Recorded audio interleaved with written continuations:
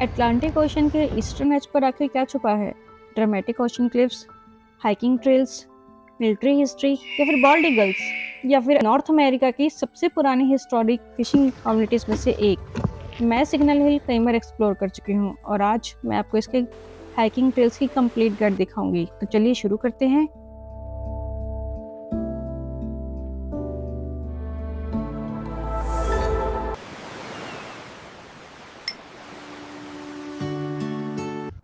हमारी जर्नी शुरू होती है सिग्नल हिल के सबसे फेमस लैंडमार्क कैबेट टावर से। यहाँ रोज़ हज़ारों टूरिस्ट आते हैं, व्यू एंजॉय करते हैं, फ़ोटोज़ लेते हैं और वापस चले जाते हैं। लेकिन अगर आप हाइकिंग और नेचर लवर हैं तो असली Signal Hill in view points के बाद शुरू होता है। Signal Hill first trans Atlantic wireless signal के लिए भी जाना जाता है, जो यहीं कैबेट टावर के पास दिसंबर 1901 में रिसीव किया गया था। आज हम एक्सप्लोर करेंगे 3 completely different hiking experience. So let's begin.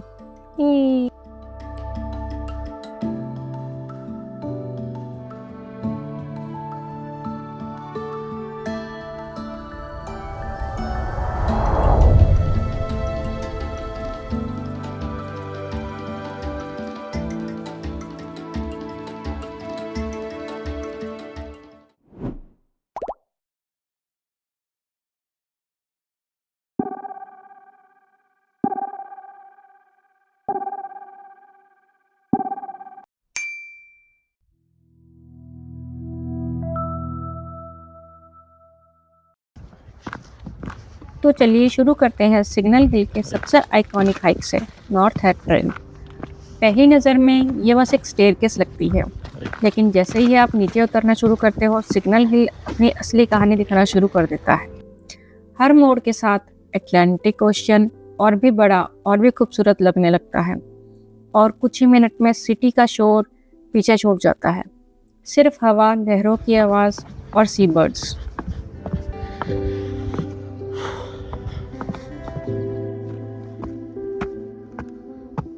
North head trail सिर्फ व्यूज के लिए फेमस नहीं है। सीजन सही हो तो यहीं से वेल्स, सीबर्ड्स और कभी कभी दूर तैरते हुए आइसबर्ग्स भी नजर आ जाते हैं। हर हाइक एक जैसी नहीं होती, नेचर हर बार कुछ नया दिखा देती है। शायद इसीलिए मैं सिग्नल हिल बार बार आती हूँ। कभी ब्राइट सनशाइन, कभी अटलांटिक फोग, कभी डार्क क्लाउड्स, कभी गोल्डन इवनिंग लाइट, और हर वेदर इस ट्रेल को बिल्कुल नया बना देता है। ऐसा लगता है जैसे एक ही जगह हर बार अपनी नई पर्सनैलिटी दिखा रही है। थोड़ा और आगे बढ़ते ही आप रेड चेयर्स नज़र आएंगी। पहली बार मुझे भी लगा किसी ने बस फ़ोटो खिंचवाने के लिए रख दी होंगी, लेकिन बाद में पता चला ये पार्क्स कनाडा की फेमस रेड चेयर्स हैं।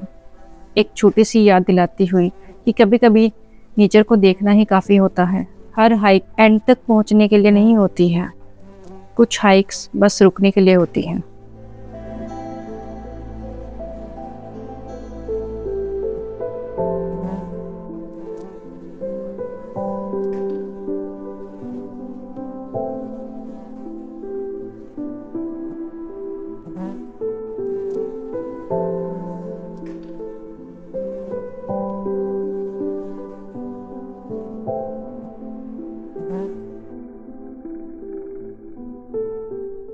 और अगर आप समर में आओ तो सिग्नल हिल का एक और रूप दिखता है, कलरफुल वाइल्ड फ्लावर्स और उनके बीच बिजी बम्बल बीज।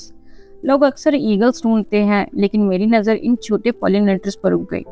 ये शायद ट्रेल के सबसे छोटे क्रिएचर्स हैं, लेकिन इनके बिना ये फ्लावर्स भी नहीं होते और शायद ये कलर्स भी नहीं। आज यहाँ खड़े होकर शायद सिर्फ खूबसूरती दिखती है, लेकिन कुछ सदियों पहले यही जगह सेंट जॉन्स हार्बर की आंखें हुआ करती थी। रडार नहीं थे, सैटेलाइट नहीं थे, हर आने वाली शिप पर यहीं से नज़र रखी जाती थी। सोचिए, इसी ओशन से कभी ट्रेड शिप्स भी आती होंगी और कभी दुश्मन के जहाज भी।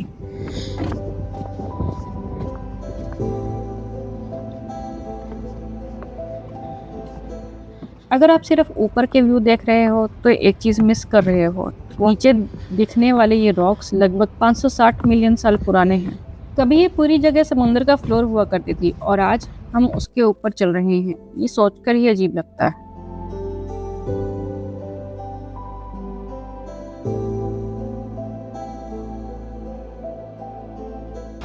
और फिर एक ऐसा मोमेंट आता है जब ट्रेल अचानक खुल जाता है। एक तरफ अटलांटिक ओशन, दूसरी तरफ सीधी खड़ी क्लिफ्स और बीच में सिर्फ एक पतली सी ट्रेल। उस वक्त एहसास होता है कि सिग्नल हिल सिर्फ एक व्यू पॉइंट नहीं है।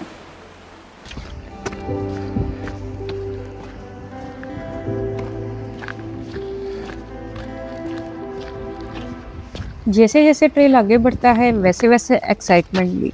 रास्ता धीरे धीरे नैरो होने लगता है और एक जगह सिर्फ एक चेन ही सहारा होती है। यहीं रुककर मुझे पहली बार एहसास हुआ कि सिग्नल हिल सिर्फ ब्यूटीफुल नहीं, वाइल्ड भी है।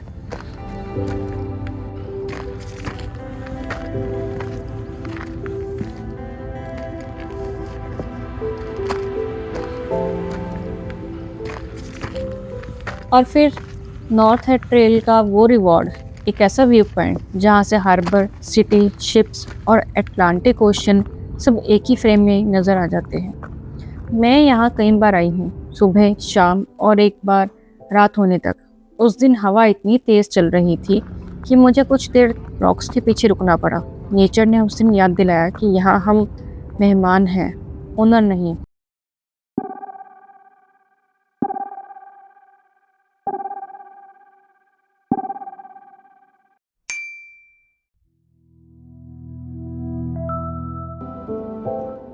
ये ट्रेल पर्सनली मेरी फेवरेट है क्योंकि इसमें सिर्फ ओशन व्यूज़ ही नहीं बल्कि एक हिडन 400 साल पुराना फिशिंग विलेज भी मिलता है।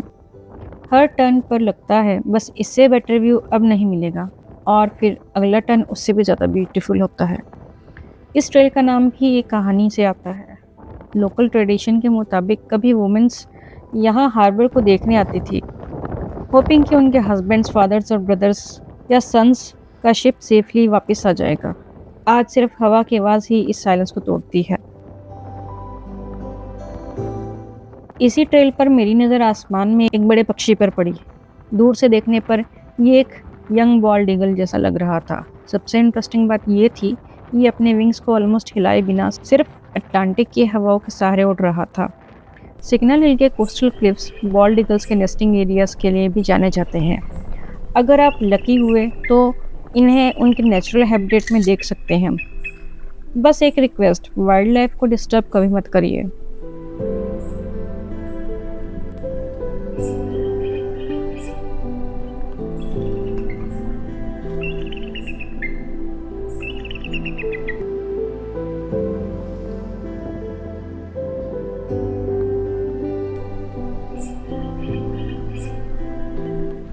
यहाँ से ट्रेल मुड़ते हुए बर्मा रोड की तरफ, एक पुराना रूट जिसका ओरिजिन सेकेंड वर्ल्ड वॉर से जुड़ा हुआ है। और यहीं बर्मा रोड पर जो मैंने देखा वो मेरी पूरी ट्रिप का फेवरेट मोमेंट बन गया। एक एडल्ट बॉल्ड ईगल बिल्कुल मेरे सामने से उड़ता हुआ निकल गया। उसका वाइट हेड, वाइट टेल और उसकी ग्रेसफुल फ्लाइट, सच कहूँ ये मोमेंट मैं कभी नहीं भूलूंगी।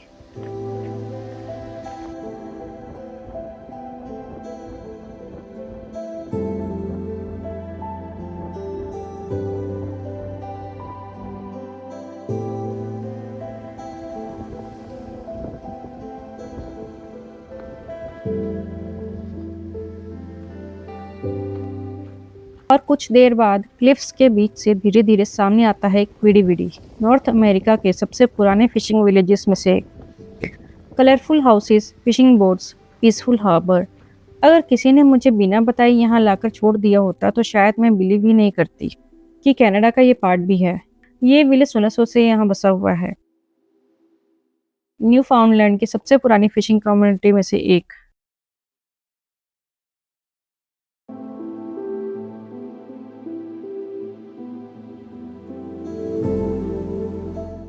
यहाँ फेमस क्विडी विडी ब्रूवरी भी है, एक पुराने फिश प्लांट में बनाई गई। अगर आपके पास टाइम हो तो इस एरिया को वॉक करके एक्सप्लोर ज़रूर करिए।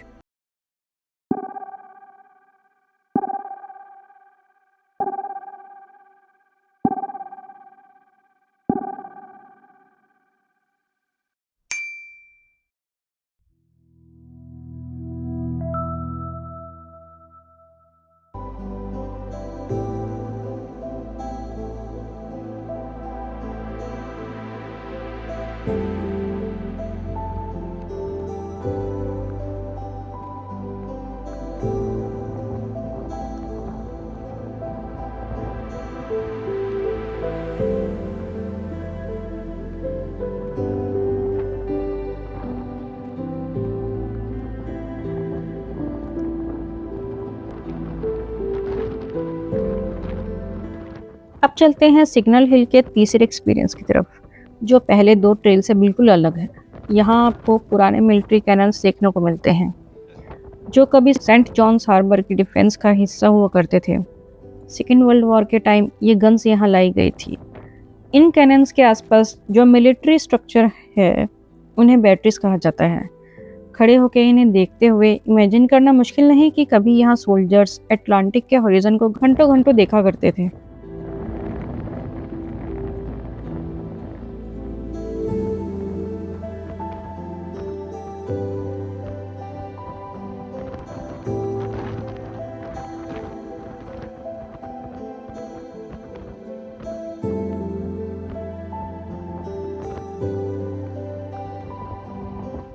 फिर कुछ देर में आगे बढ़ते हुए विजिटर सेंटर क्रॉस करते ही सिग्नल हिल का एक बिल्कुल अलग साइड शुरू हो जाता है। यहाँ ना टूरिस्ट क्राउड है, ना सिटी का नॉइस, बस नेचर। हर कदम के साथ क्लिफ्स पीछे छूट जाती हैं और एक क्वाइट ग्रीन ट्रेल शुरू हो जाता है, जैसे सिग्नल हिल का एक बिल्कुल डिफरेंट मोड हो। और कुछ ही देर में हम पहुंच जाते हैं डेड मैन्स पॉन्ड। अगर आप सिर्फ ओशन देखने आए हो तो ये पॉन्ड आपको सरप्राइज कर देगा। इतनी देर क्लिफ्स और विंड के बाद ये जगह बिल्कुल अलग फील देती है, बस सन्नाटा। सिग्नल हिल का वेदर अनप्रेडिक्टेबल है, कभी धूप, कभी फॉग और कभी तेज हवाएं। इसलिए wind proof jacket, hiking shoes, water bottle और निकलने से पहले वेदर फोरकास्ट ज़रूर चेक कर लीजिए। और अगर बारिश हो रही हो तो थोड़ा एक्स्ट्रा केयरफुल रहना, कुछ ट्रेल स्लिपरी हो सकते हैं। अगर आपको एक गाइड हेल्पफुल लगी तो लाइक, शेयर एंड सब्सक्राइब ज़रूर करना। मिलते हैं अगले एडवेंचर में। Thank you, bye bye.